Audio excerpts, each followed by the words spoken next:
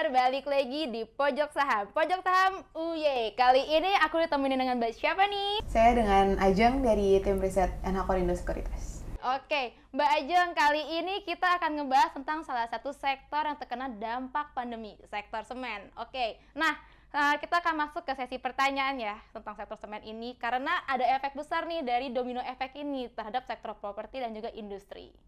Oke, kalau dari tahun 2020 kemarin, kita bisa lihat dari volume penjualan semen itu dia turun sekitar 10,8% secara tahunan year on year. Nah, di sini bisa saya jelasin dikit kalau semen ini dia ada dua produk yang dijenis, ada semen dalam bentuk curah atau semen bulk dan ada semen dalam bentuk kantong atau semen bag. Nah, semen bulk ini sendiri dia per kemarin itu turun 23%, sedangkan semen bag dia turun sekitar 6%.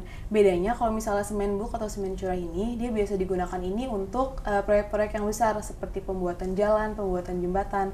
Sedangkan kalau semen yang kantung atau semen bag itu biasa digunakan dia untuk pembuatan rumah atau gedung, pokoknya proyek-proyek kecil. Nah, dari penurunan yang paling dalam ini kan dari semen bulk. Jadi kita bisa lihat bahwa per 2020 kemarin itu memang pandemi ini dia membuat penjualan semen ini menurun sekali, terutama dari semen bulk. Jadi kita bisa lihat bahwa proyek-proyek infrastruktur seperti pembangunan jalan dan jembatan ini terhenti gara-gara pandemi dan banyak yang mangkrak juga. Nah, ini menyebabkan penjualan semen juga turun.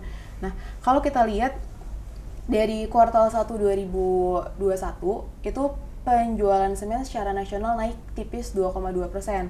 Nah, ini masih didominasi oleh penjualan semen dalam bentuk kantong. Dia itu naik sekitar 7%. Sedangkan kalau semen dalam bentuk curah atau bulk itu turun sekitar 13%. Nah, kita bisa lihat di sini berarti kalau semen ini untuk pembangunan dan proyek-proyek besar masih belum optimal selama kuartal 1 2021 seperti itu. Oke, kita semua kan sudah tahu nih bagaimana kinerja semen pada tahun 2020 sampai kuartal 1 2021. Nah, kalau dari Mbak Ajeng ini ada nggak sih rekomen untuk emiten saham yang kita bisa cuanin nih buat sekarang ini? Oke, kalau dari NH Korindo ini kita rekomendasinya ada dua saham, itu ada SMGR, Semen Indonesia Group, dan satu lagi INTP, Indosemen Tunggal Prakasa. Nah, dua emiten semen ini termasuk adalah dua emiten yang pemain terbesar dalam sektor semen. Nah, tapi kali ini kita akan bahas INTP dulu nih, Mbak, ya, Indosemen Tunggal Prakasa. Oke, karena kita akan bahas INTP dulu, gimana sih Mbak background INTP ini? Penasaran nih kita nih. INTP ini dia didirikan tahun 1985 dan IPO 4 tahun setelahnya itu 1989. Nah, INTP ini memiliki 13 pabrik, 10 pabriknya itu ada di Cirebon, Jawa Barat. 10 pabriknya itu ada di Ciretep, Bogor. Nah, 2 pabriknya ini ada di Cirebon dan 1 pabriknya ini ada di Kota Baru di Kalimantan Selatan. Nah, INTP ini memiliki kapasitas produksi 24,9 juta ton per tahun. Nah, udah gitu INTP ini memiliki merek dagang yang kita sering tahu nih, kita sering dengar. Misalnya semen 3 roda yang putih.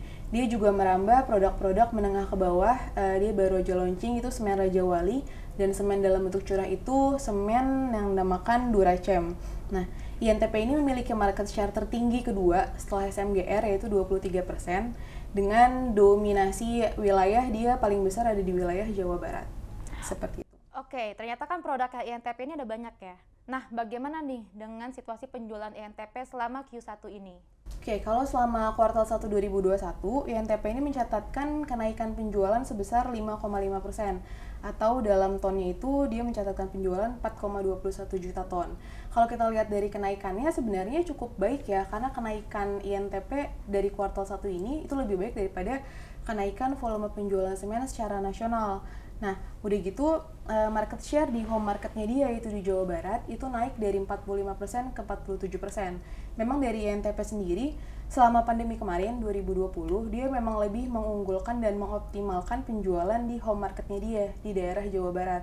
Jadi ini juga ditujukan untuk meminimalisir biaya-biaya pengangkutan antar daerah seperti itu. Oke, karena kita semua kan tahu nih INTP berarti mengoptimalkan salesnya mereka ya. Nah, untuk kinerja itu gimana tuh Mbak? Oke, kalau secara kinerja per kuartal 1 kemarin, INTP ini membukukan pendapatan yang naik 2,2% atau 3,43 triliun. Namun memang labanya ini agak turun 12,3% karena other income-nya turun dan beban pajaknya yang naik. Nah, setelah itu kalau kita lihat ini kan secara laporan laba rugi ya, walaupun pendapatannya naik dan labanya turun, tapi kalau kita lihat dari neraca, INTP ini termasuk perusahaan dengan zero debt. Artinya dia nggak memiliki utang sama sekali. Dia nggak memiliki utang berbunga, tapi dia adanya hanya utang sewa. Nah, DIR-nya selama 2020 itu levelnya masih rendah juga, masih sekitar 0,02 kali. Nah, selain itu, yang bisa kita unggulkan dari NTP juga dia ini rutin membagikan dividen. Jadi 3 tahun terakhir dividen yang dia bagikan ini rasionya bisa mencapai 100% seperti itu. Oke, dengan segala keunggulan yang dimiliki oleh INTP, nah kalau dari Mbak Ajeng bisa gambarin nggak nih prospek kedepannya gimana nih sampai akhir tahun ini sih INTP? Oke, kalau dari kami prospek INTP-nya, kita estimasi hingga akhir tahun pendapatan INTP ini naik sebesar 4%. Sementara labanya kita proyeksi naik sekitar 9%. Kita juga optimis sih sebenarnya kalau dari sektor semen ini selama 2021 akan ada pemulihan. Karena kalau kita lihat 2020 kemarin ini kan banyak proyek-proyek besar yang mangkrak ya. Proyek pembangunan tol, pembangunan jembatan, dan lain-lain itu mangkrak. Nah, dengan naiknya anggaran infrastruktur tahun 2021, ditambah pemulihan ekonomi, otomatis kan sektor infrastruktur dan konstruksi akan membaik. Ini akan menjadi domino efek bagi sektor semen untuk naik juga. Jadi kita optimis penjualan semen dalam bentuk curah atau semen bulk itu mengalami kenaikan. Di sisi lain, dari penjualan semen bag atau semen kantung, kita lihat di sini pemerintah cukup memberikan stimulus positif ya bagi sektor properti. Nah, dengan adanya pelonggaran LTV dan subsidi pajak, kita optimis bahwa sektor properti juga akan pulih pada tahun ini. Itu akan mendorong juga penjualan semen dalam bentuk kantung itu juga akan mengalami kenaikan. Nah, selain itu, kalau INTP sendiri ini dia memang mengunggulkan salah satunya efisiensi cost. Jadi secara laporan keuangan dia bagaimana caranya supaya cost-nya ini seminimal mungkin. Nah, caranya yang dilakukan INTP ini dia melakukan perubahan bahan bakar. Jadi yang tadinya dia menggunakan batu bara yang biasa, sekarang dia pindah ke batu bara yang jenis low calorie value atau LCV. Kenapa LCV ini digunakan? Karena dia harganya lebih murah daripada batu bara biasa. Nah, selain itu, si INTP ini juga menggunakan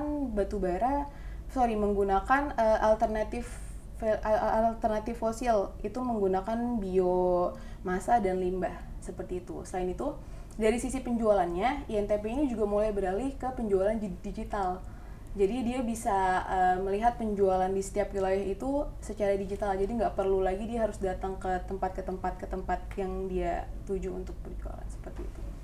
Oke, nice banget ya tadi info yang terakhir yang digital ini. Nah, tapi kalau dari Mbak Ajeng ada nggak nih advice buat para happy investor kita tentang valuasi gimana nih INTP nih dan juga rekomendasinya? Oke, kalau secara valuasi kalau kita lihat INTP ini sebenarnya masih cenderung rendah ya atau murah.